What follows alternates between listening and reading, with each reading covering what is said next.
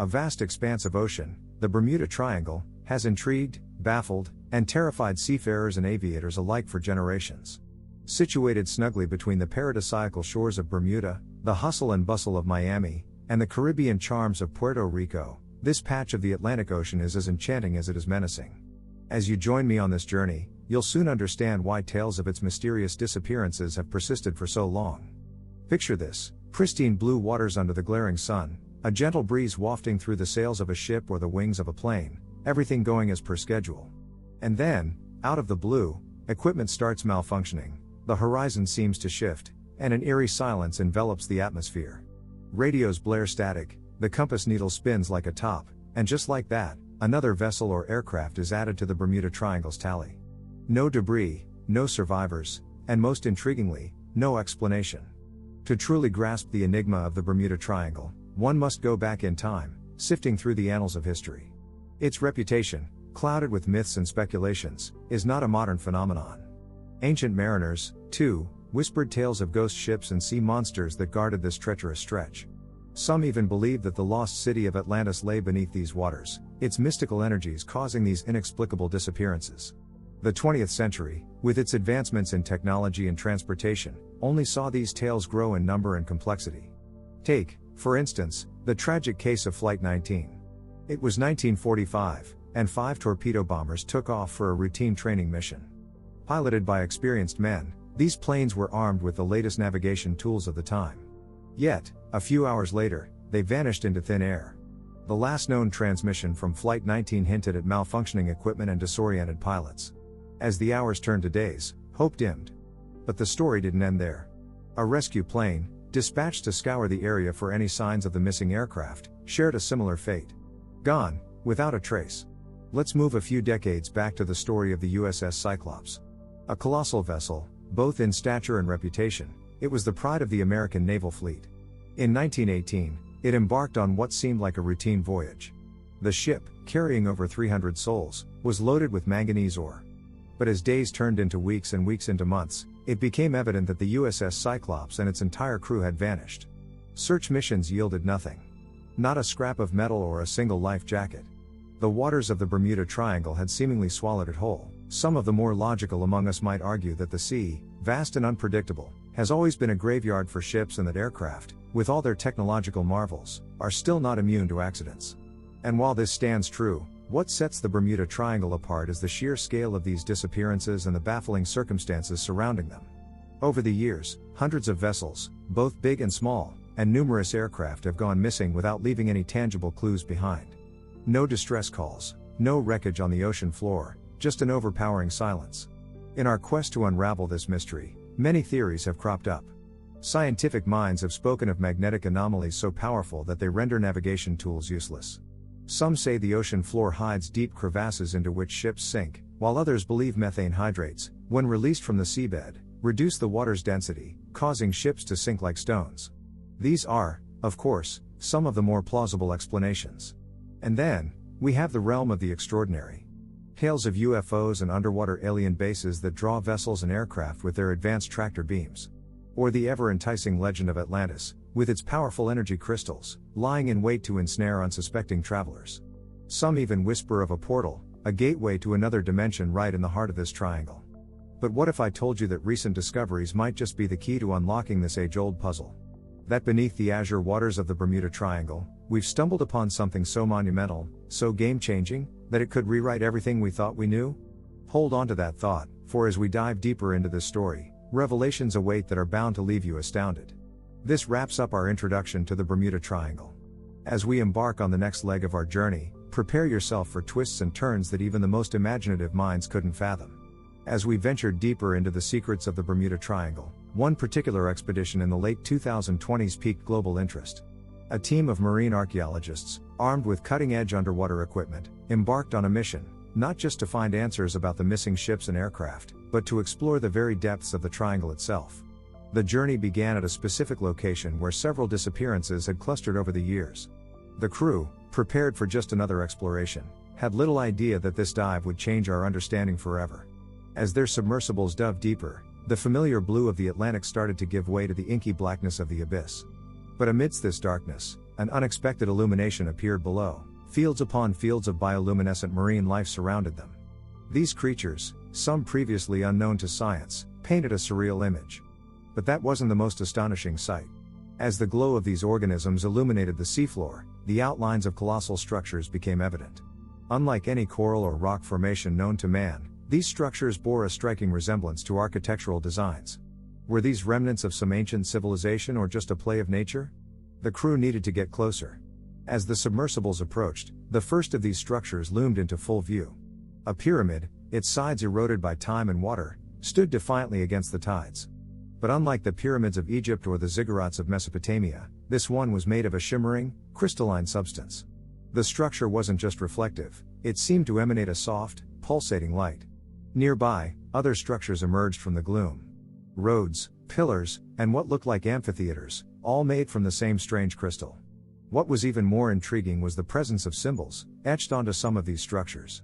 They weren't hieroglyphs or any known form of writing, yet they carried an air of purpose, of messages waiting to be deciphered. The team decided to venture inside the pyramid. As they entered its chamber, they found an even more bewildering sight. Floating orbs, almost ethereal in nature, drifted lazily around. They emitted a harmonious hum, a frequency that seemed to resonate with the very waters around. On the central platform, there lay a map. Not of stars, but of underwater current patterns and magnetic fields. Could this have been a navigational tool? But perhaps the most gripping discovery was what lay beneath the pyramid's base. A massive vortex, not unlike a whirlpool but far more controlled, spiraled into the abyss below.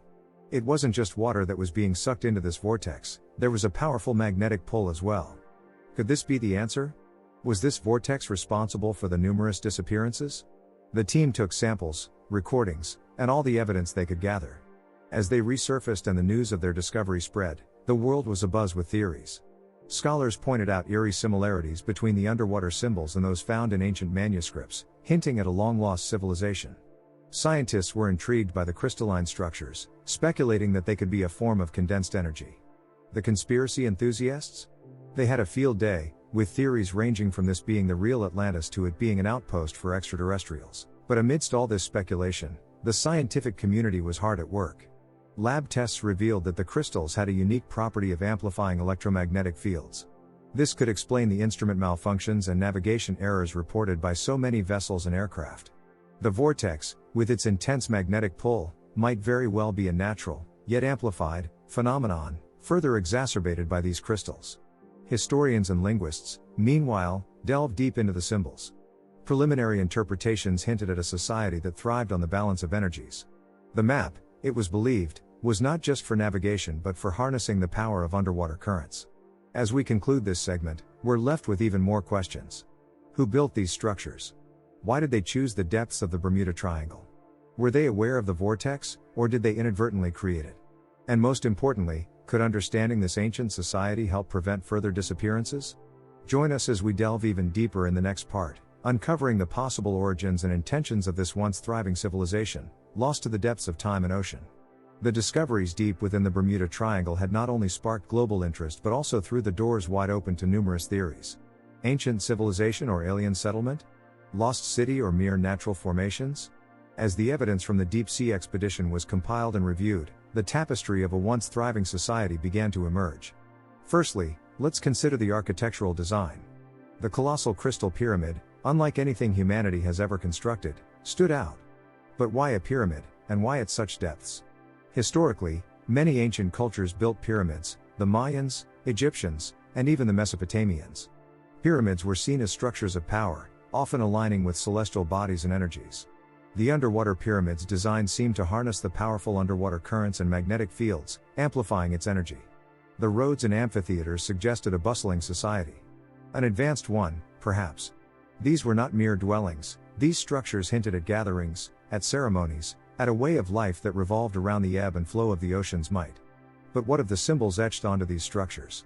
Linguists and historians, working in tandem, discovered something remarkable.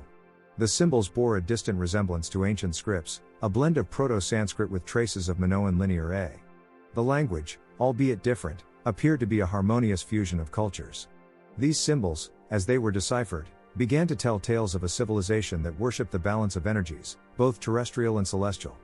The tales spoke of their reverence for the power of the ocean, the moon, and the magnetic fields that envelop their world. Now, one might ask, if this was an earthly civilization, why has no trace been found on land? Why is their existence only unveiled in the deep recesses of the Bermuda Triangle? The answer could lie in the concept of cataclysmic events. The Earth, in its long history, has seen multiple such events: ice ages, volcanic eruptions, and floods. It's entirely plausible that this civilization, originally coastal or even island-based, got submerged due to rising sea levels or tectonic shifts. Their underwater settlement might not have been intentional but rather a consequence of their geography. And as adaptable beings, they turned to the sea, harnessing its power, using the unique crystalline materials available to them. Over generations, they might have evolved, adapted, and even thrived. Yet, the vortex remained the most enigmatic discovery. Its magnetic pull and the whirlpool-like formation could have been a source of energy for this civilization. Using the pyramid as a sort of conduit, they might have harnessed the vortex's power, converting it into energy for their societal needs. But could this also have been their downfall? The very vortex they depended on becoming unstable due to their overdependence? This might explain the sudden disappearance and subsequent mythology surrounding the Bermuda Triangle. Ships and aircraft, with their modern electronics, getting caught in the amplified electromagnetic fields, going off course, and eventually succumbing to the ocean's depths. As more and more tales from their script were translated, another fascinating aspect came to light. These people, referred to as the mariners of the deep in their texts, frequently interacted with surface civilizations. They were described as guardians, advisors, and even traders. They exchanged knowledge, and in return, took artifacts and offerings from the surface world.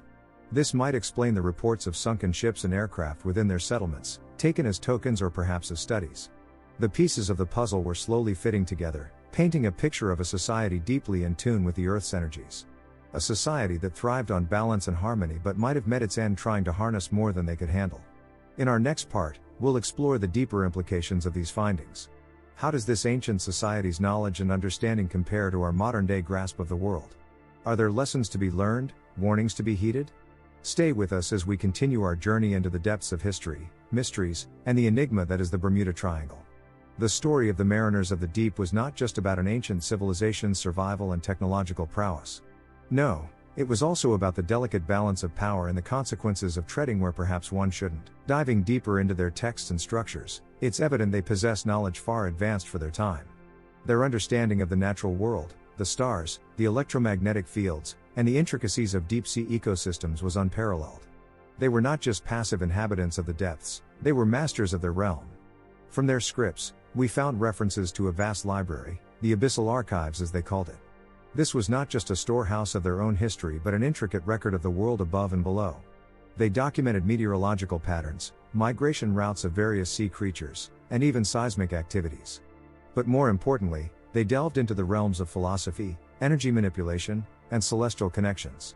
The mariners believed in the concept of harmonic convergence, a state where all energies, terrestrial and celestial, aligned in perfect harmony. This was not just a spiritual state but also a tangible one. Their pyramid, with its unique crystalline structure, was designed to tap into this convergence, converting the raw energies into something usable for their society. But with great power came great responsibilities. And risks. Their inscriptions revealed warnings from their wise ones.